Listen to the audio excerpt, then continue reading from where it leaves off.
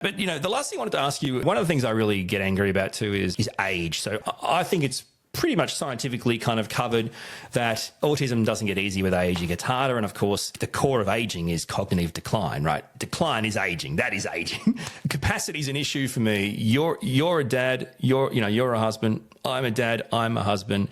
I feel like I've pretty much reached the point now in the last 12 months where I've peaked out at capacity, and now I'm well and truly into the not capable phase of what's required for my daily demands and stresses. How are you going? How do you feel in that respect, and how do you navigate that? Yeah, I like to think that I'm not getting older. Like, I suppose a lot of people would like to think that about themselves. Like, oh, I'm not getting older. I'm immortal. I'm fine. I'm just as vibrant and healthy as I was when I was 21, which is obviously not the case. Yeah, I'm annoyed about getting old. I think most people are, but without wanting to be morbid, I'm kind of looking forward to having a rest. And you know, I'm exhausted. Um, I mean, I'm not being flippant about death. It's inevitable, obviously. I want to be around as long as I can for my kids, to make silly YouTube videos because to write songs. But, my half marathon PB is not going to improve. I'm not going to find it easier to work for a living. All sorts of things are getting harder and harder. And I hate that. I hate that. Because I want to be 21 again. Who doesn't? Yeah, that's hard to take, but having the knowledge that I'm autistic allows me more control over that decline. So if I don't want to go into the office, or if I don't want to go to a family gathering, or there's something else going on that people are going to that I just don't want to go to because I know it's going to tire me out, I can say without feeling guilty that I don't want to do that because, you know, it's going to make me even more tired. So I am annoyed about getting old. I wish I could do things that as well as I did 20 years ago. But at least now that I know I'm autistic, I can sort of make reasonable adjustments for myself, and give myself a bit of forgiveness, really.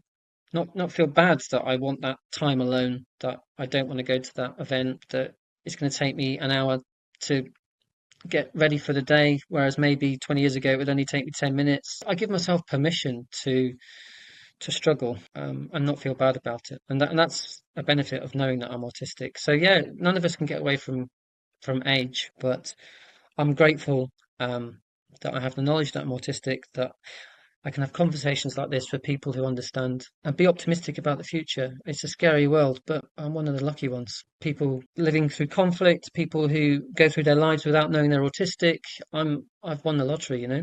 So whilst I'm annoyed about getting old, and whilst I'm annoyed that I'm autistic in the world that is not made for me, and that really, really does annoy me very much, I have to constantly remind myself that I should be grateful for many things. But it does require a conscious effort to remind myself because I go through every day hating myself, wishing that I could do things a lot easier than I can.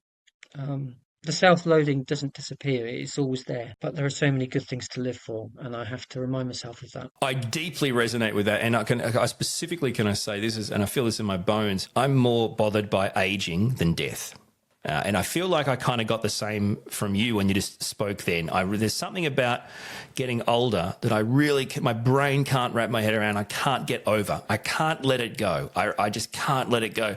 Where the idea of dying, it's not even an issue for me. It's hearing you talk about that like that resonated with me in a way where I thought that was just me. Yeah, that's a really fascinating. It's a great topic. You should talk about that more. I just think it's a really great insight, and I just thought that was me. So anyway, that makes me feel much better. Isn't it a strange thing, this idea, how we view things? But anyway, I find that really fascinating. Yeah, well, like I said, I very rarely get the opportunity to talk about my version of autism, my autistic experiences. If I watch this back, which I probably won't, because I hate seeing myself on camera. If I did watch this back, I'd be like, "What did I just say? Where did that thought come from?" And it's great to have conversations like this because you will have thoughts that perhaps you wouldn't have had if you weren't trying to verbalize something. And talking about aging and death, and raising kids who might be autistic, and these are things that I don't get to talk about because no one's interested, apart from you, and other autistic people. But having conversations like this can make you understand autism and yourself even more. So, and that understanding might not have come if you were just sitting at home on your own in your safe space, just thinking about whatever. Actually, having a conversation with an autistic person um, can help you understand yourself even more.